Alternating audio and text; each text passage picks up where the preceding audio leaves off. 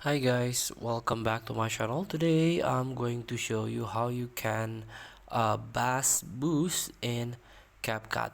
So you can boost your audio, especially the bass effect on your projects using CapCut app.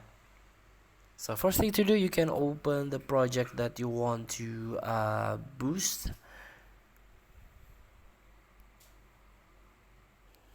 So on the sound tab, you can try to tap on the sound or music layer or overlay.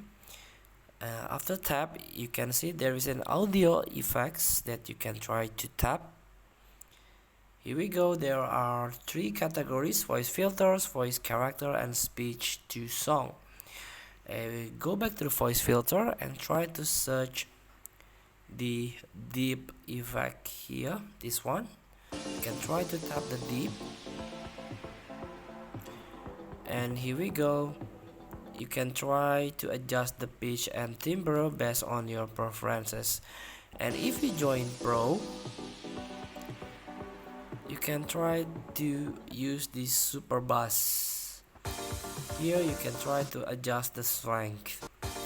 Feel free to try. Thank you for watching. Don't forget to comment, like, and subscribe, and circle the text button below. See you in the next video.